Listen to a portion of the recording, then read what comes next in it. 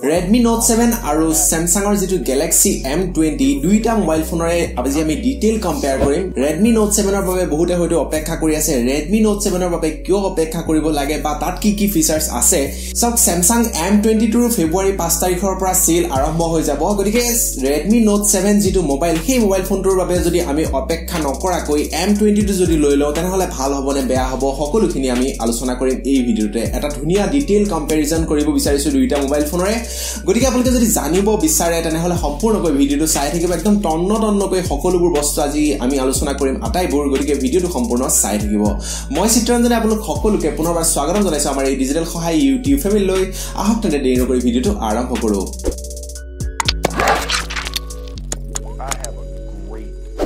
প্ৰথমতে যদি আমি ডিসপ্লেৰ ক্ষেত্ৰত যদি আমি কওঁ তেনেহলে চাওক যদি আপোনালোকে Redmi Note 7 ৰ কথা কয় নাইবা যদি আপোনালোকে Galaxy M20 দুইটা মোবাইল ফোনৰ যিটো স্ক্ৰিন সাইজ হয় দুইটা মোবাইল ফোনৰ একে স্ক্ৰিন সাইজ মানে আপোনালোকে 6.3 ইঞ্চ ডিসপ্লে দেখিবলৈ পাব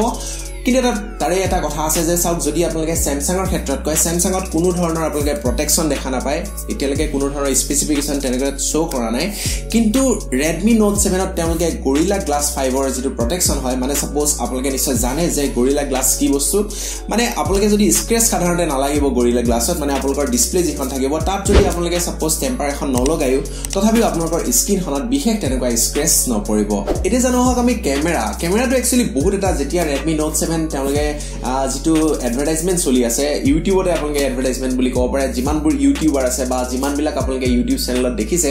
48 মেগাপিক্সেল বুলি এটা হাইৱে চলি আছে গতিকে এইটো এটা একচুয়ালি তাৰ আৰু এটা কথা আছে দুইটা কথা মই কৈ আছো Samsung Galaxy M20 মোবাইল ফোনত আপোনালোকে ডুৱেল ৰিয়াৰ কেমেৰা সেটআপ দেখিবলৈ পাব যিটো কি আপোনালোকে 13 মেগাপিক্সেল আৰু আপোনালোকে এটা 5 মেগাপিক্সেলৰ ওয়াইড এংগল এটা কেমেৰা এটা পাব যাৰ ফলত নেকি চাওক যদি আপোনালোকে Samsung মোবাইল ফোনটোৰ জৰিয়তে যদি আপোনালোকে এখন ওয়াইড এংগল যদি এখন ফটো লব লগা হয় তেনেহলে আপোনালোকে ৰিয়াৰ কেমেৰাটো দি ধুনিয়াকৈ আপোনালোকে লব পাৰিব ঠিক তেনেকৈ আপোনালোকে Redmi Note 7 টো আপোনালোকে ডুৱেল ৰিয়াৰ কেমেৰা সেটআপ দেখিবলৈ পাব যত নেকি 48 আৰু 5 মেগাপিক্সেলৰ ডুৱেল ৰিয়াৰ কেমেৰা সেটআপ আচলতে জানেনে যে এই যেটো Redmi Note 7 তাত একচুয়ালি যেটো 48 মেগাপিক্সেল বুলি তেওঁলোকে যেটো কৈ আছে কিন্তু একচুয়ালি 48 মেগাপিক্সেল নহয় কাৰণ চাওক তাত যেটো প্ৰসেসৰ তেওঁলোকে ইউজ কৰিছে প্ৰসেসৰ ক্ষেত্ৰত আমি পাছত কৈ আছো তাত যেটো প্ৰসেসৰ তেওঁলোকে ইউজ কৰি আছে সেই প্ৰসেসৰটো যেটো 48 মেগাপিক্সেলৰ যদি এটা যদি কেমেৰা তাতে যদি লগাব লগা হয় তেনেহলে তাত সেই 48 মেগাপিক্সেলৰ কেমেৰাটো কেতিয়াও নবহিব এতিয়া চাওক আমি সৰুকৈ অকনমান জানিলো যে এই যেটো Redmi Note 7 ৰ যেটো তেওঁলোকে কেমেৰা দিছে যেটো নেকি 48 মেগাপিক্সেল বুলি কৈ আছে সেইটো হৈছে যে চাওক তাত একচুয়ালি যদি আপোনালোকে সেই মোবাইল ফোনটোত অথা Redmi Note 7 ত যদি আপোনালোকে ফটো এটা যদি তুলে তেনেহলে তাত আপোনালোকে প্ৰ্যাকটিক্যালি 12 মেগাপিক্সেলৰ ফটো পাব কাৰণ চাওক আপোনালোকে হয়তো মোৰো আগতে এটা আগত একদম যেতিয়া মই নাজানিছিলো তেতিয়া মোৰো এটা মানে মনত এটা ভ্ৰম আছিল সেইটো হৈছে যে যদি এটা মোবাইল ফোনৰ যদি মেগাপিক্সেলটো যদি বেছি থাকে তেনেহলে সেই মোবাইল ফোনটোত ফটো ভাল হয় কিন্তু হেতু একদম সম্পূৰ্ণ মিছা কথা যদি সেই মোবাইল ফোনটোৰ যদি পিক্সেলটো যদি বেছি না থাকে তেনেহলে সেই মোবাইল ফোনটোৰ কেতিয়াও ফটো কোৱালিটি ভাল নহয় ঠিক তেনেকৈ ইয়াত যেটো 48 মেগাপিক্সেলৰ যেটো সেন্সৰ তেওঁলোকে ব্যৱহাৰ কৰিছে যেটো Samsung ৰ সেন্সৰ ব্যৱহাৰ কৰিছে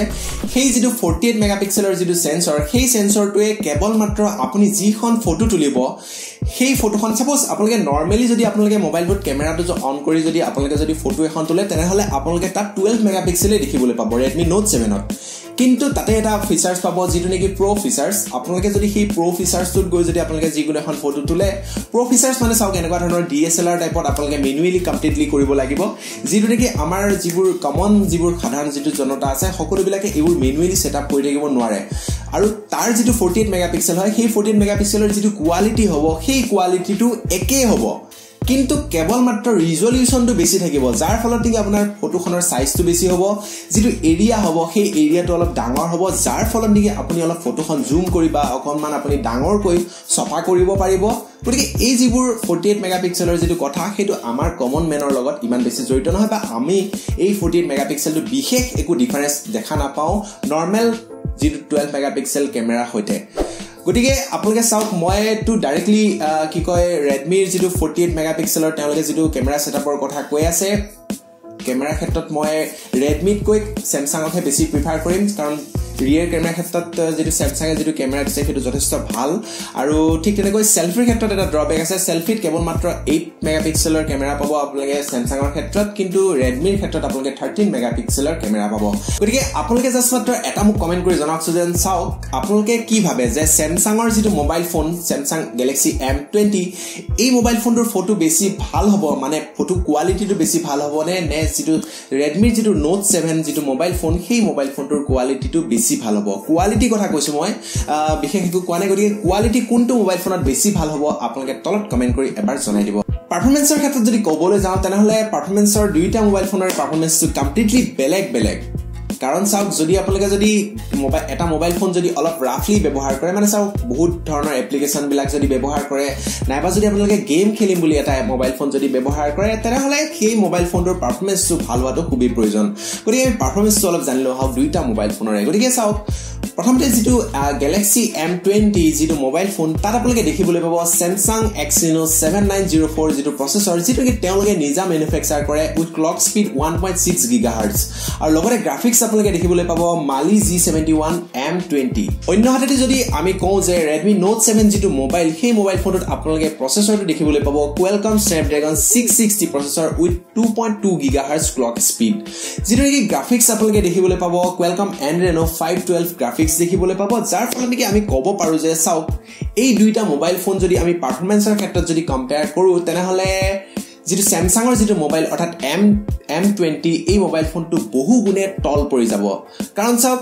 Snapdragon 660 যেটো এটা প্ৰচেছৰ জি প্ৰচেছৰটো নেকি এটা বহুত ধুনিয়া আৰু লগতে যদি Adreno গ্ৰাফিক্স 512 ৰ যদি কথা কওঁ তেনেহলে গ্ৰাফিক্সটো যথেষ্ট লেভেল ওপৰতে যদি আমি কম্পেয়াৰ যদি কৰিব যাওঁ তেনেহলে যেটো Samsungৰ যেটো Exynos 790 প্ৰচেছৰ হেতু আমি কম্পেয়াৰ কৰিব পাৰিম Qualcomm Snapdragon 636 বা তেনেকুৱা লেভেলৰ প্ৰচেছৰ বিলাকৰ লগত 660 লগত কম্পেয়াৰ নহয় তেনেহলে আপোনালোকে চিন্তা কৰি লওক ইয়াৰ প্ৰচেছৰটো কিমান লো লেভেলৰ গতিকে আমি নেক্সট বেটাৰীলৈ গুচি যাওঁ চাওক মোবাইলৰ ফোন এটা যদি আপোনালোকে যদি বেছি সময় যদি লাষ্টিং কৰিব লগা বেছি সময় গেম খেলিবলৈ বেছি সময় এন্টাৰটেইনমেন্ট কৰিবলৈ তেনেহলে তাৰ বেটাৰীটো বহুত এটা মানে ইম্পৰ্টেন্ট এটা পাৰ্ট গতিকে আপোনালোকে বেটাৰীৰ ক্ষেত্ৰত কিন্তু Samsung এটা ভাল কাম কৰিছে Samsung এ যেটো Samsungৰ M20 মোবাইল ফোন তাত তেওঁলোকে 5000 mAh ৰ বেটাৰী দিছে আৰু অন্য হাতেদি যেটো Redmi Note 7 তাত 4000 ৰ বেটাৰী দিছে এটা চাওক অলপ বস্তুবিলাকটো অলপ কনফিউজন টাইপে হৈ গল কোনোবাটো বস্তু Samsungৰ M20 ত ভাল কোনোবাটো বস্তু Redmi Note 7 ত ভাল এটোৱে